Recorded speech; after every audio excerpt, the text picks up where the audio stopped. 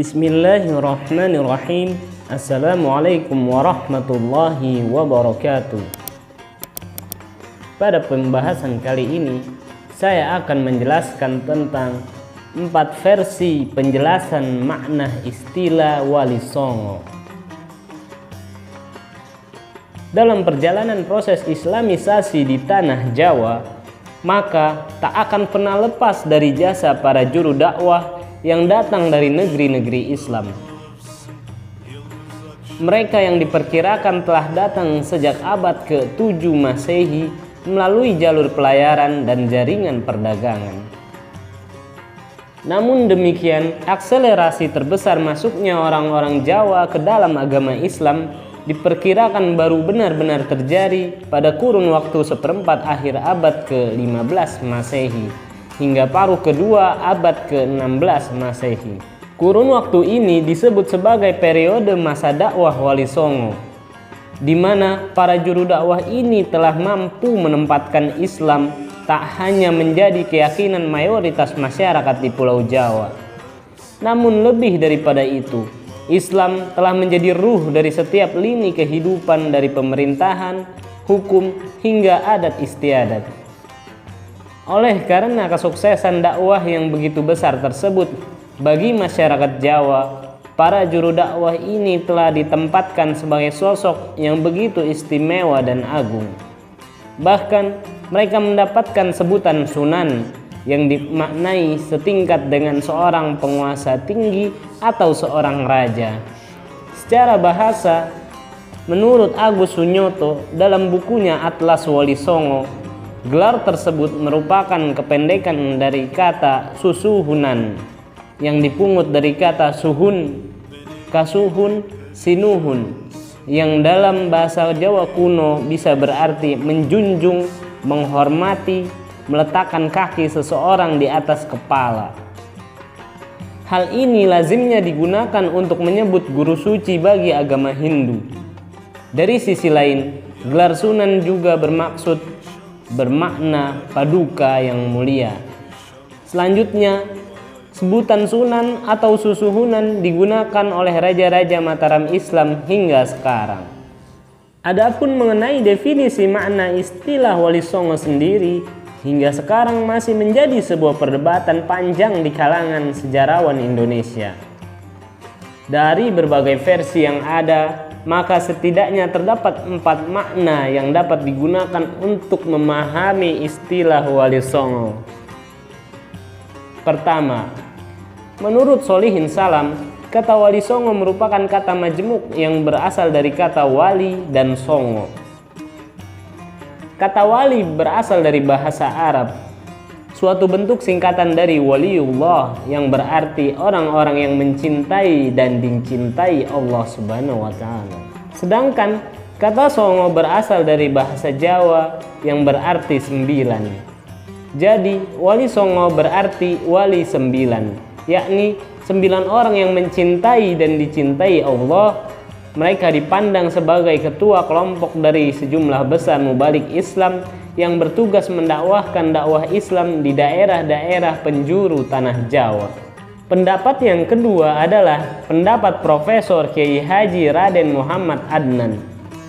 Beliau berpendapat bahwa kata-kata Songo pada istilah Wali Songo merupakan perubahan atau kerancuan dari pengucapan kata sana, yang juga berasal dari kata dalam bahasa Arab sana, mulia, yang searti dengan kata mahmud, terpuji.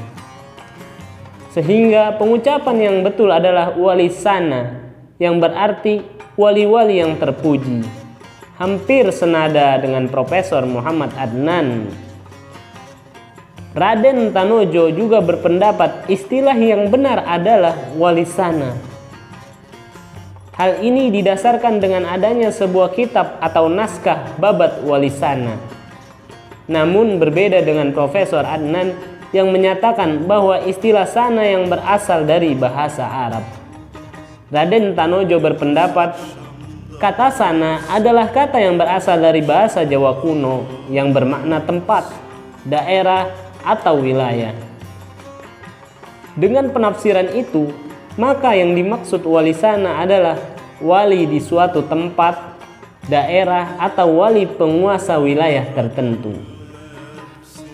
Wali sana diberi sebutan sunan, susuhunan, sinuhun, dengan disertai sebutan kanjeng, kependekan dari kata Kang Jumeneng yang berkuasa, sebutan yang lazim bagi raja-raja Jawa. Menurut pendapat ini, berdasarkan kitab Wali Sana, maka jumlah wali itu bukan 9, namun hanya 8 orang saja. Selanjutnya, pendapat yang ketiga. Pendapat ini menolak pandangan sebelumnya tentang istilah Wali Sana. Menurut Amen Budiman, bahwa kata Wali Songo memang bermakna wali 9. Hal ini tidak ubahnya seperti arti kata Jawa yang sering dijumpai, misalnya kembang telon, yang berarti seragam bunga yang terdiri atas 3 bunga. Di alam pemikiran masyarakat Jawa, angka 9 memang mempunyai arti khusus, seperti nampak dalam pandangan orang Jawa kuno mengenai klasifikasi alam dunia ini tak ubahnya dengan angka 8. Pendapat yang senada dengan ini adalah pendapat Profesor Simuh. Ia mengatakan bilangan 9 merupakan bilangan magis di Jawa dan tidak berasal dari budaya santri. Pandangan Simuh ini berkaitan erat dengan kosmologi orang Jawa Hindu yang meyakini bahwa alam semesta ini diatur dan dilindungi oleh dewa-dewa penjaga arah mata angin. Ada 8 dewa penguasa mata angin dan 1 dewa penguasa pusat, sehingga keseluruhannya berjumlah 9. 9 dewa penguasa mata angin ini meliputi Kuera, Utara, Isyana, Timur Laut, Indra, Timur, Agni, Tenggara, Yama, Selatan, Surya, Barat Daya, Baruna, Barat, Bayu, Barat Laut, ditambah 1 penjaga titik pusat yaitu Siwa. Dewasa ini, konsep kosmologi ini disebut dengan Nawa Dewata, 9 dewa. Bertolak dari kosmologi Nawa Dewata, maka dapat diasumsikan bahwa sewaktu dakwah Islam dilakukan secara sistematis oleh para mubalik, kiranya terjadi proses pengubahan konsep Nawa Dewata menjadi Wali Songo. Hal ini juga dapat dikatakan sebagai suatu proses pengambil alihan konsep kosmologi yang bersifat Hinduistik menjadi konsep Islam yang bersifat Sufistik. Sementara itu, Agus Sunyoto menambahkan bahwa konsep Wali Songo atau Wali 9 dalam kosmologi Islam sumber utamanya dapat dilacak melalui pendapat Syekh Al-Akbar Muhyiddin Ibnu Arabi dalam Futuhat Al-Makkiyah yang memaparkan tentang 9 tingkat kewalian, yaitu pertama, Wali Aqtab atau Wali Kutub, yaitu pemimpin para wali. Kedua, Wali A'immah, yaitu pembantu Wali Aqtab dan menggantikan kedudukan Wali Aqtab ketika wafat. Ketiga, Wali Autad, wali penjaga 4 penjuru mata angin. Keempat, Wali Abdal, wali penjaga 7 musim. Kelima, Wali Nukabah, wali penjaga hukum syariat. Keenam, Wali Nujabah, wali yang setiap masa berjumlah 8 orang. Ketujuh, Wali Hawariyun, wali pembela kebenaran agama, baik pembelaan bentuk argumen maupun fisik. Kedelapan, Wali Rajabiyun, wali yang karomahnya muncul setiap bulan Rajab. 9. Wali Khatam, wali yang menguasai dan mengurus wilayah umat Islam. Menurut pendukung pendapat konsep ini, pengaruh perubahan kosmologi ini membawa dampak yang sangat besar. Hal ini mengingat objek dakwah para wali saat itu adalah masyarakat Majapahit yang Hindu dan para pengikut kepercayaan animisme, dinamisme. Dengan kemunculan konsep ini, gagasan abstrak tentang kosmologi Nawa Dewata sebelumnya telah muncul dalam wujud kasat mata. Orang-orang yang disebut wali ini memang diasumsikan seperti dewa yang memiliki laku spiritual maupun kecerdasan di atas rata-rata dan memiliki karomah yang tidak biasa. yang tidak bisa dijelaskan dengan nalar semata. Dengan ini, keberadaan mereka terasa lebih dekat dan terjangkau, sehingga mampu diteladani dan mampu mengajak banyak masyarakat Jawa dari golongan bangsawan hingga rakyat biasa untuk memeluk Islam. Namun pendapat ini juga bukan berarti tanpa kritik. Menurut Zainal Abidin bin Syamsuddin dalam bukunya Fakta Baru Wali Songo, ia berpendapat bahwa hal ini justru membatasi peran dakwah para wali di tanah Jawa yang harusnya jumlahnya tak hanya 9 orang. Pendapat itu juga diperkuat dengan argumen Raden Sastrowardoyo yang mengatakan itu hanyalah sebatas pendapat yang diduga berasal dari logika otak-atik Gatuk, yaitu sesuatu yang dikait-kaitkan dengan logika tertentu sehingga cocok dengan kesimpulan yang tidak disiapkan sebelumnya. Adapun faktanya, kata atau terminologi Wali Songo sendiri baru muncul dan dipopulerkan pada abad ke-19 Masehi oleh pujangga sastra Jawa di Keraton Surakarta. Bahkan sebelum akhir abad ke-18 Masehi belum ditemukan sama sekali naskah yang secara langsung menuliskan kata Wali Songo.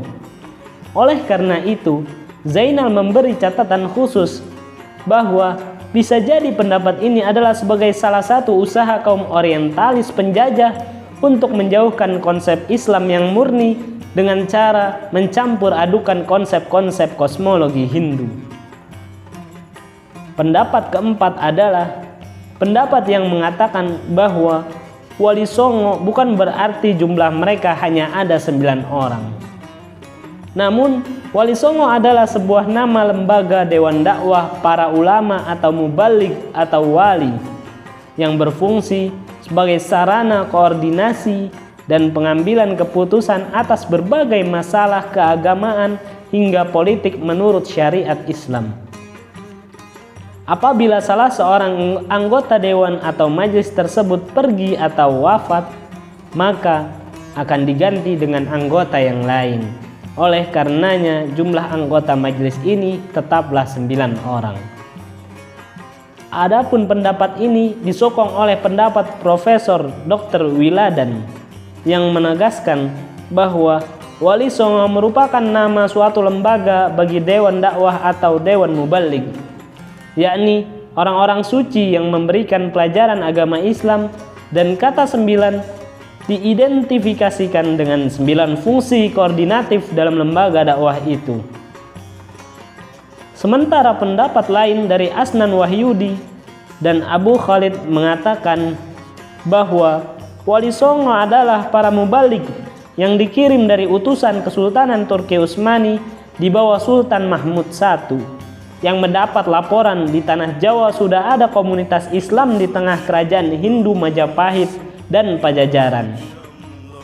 Untuk mendukung dakwah itu, dikirimlah 9 juru dakwah yang berasal dari Afrika Utara dan Timur Tengah yang memiliki karomah untuk memajukan dakwah di sana.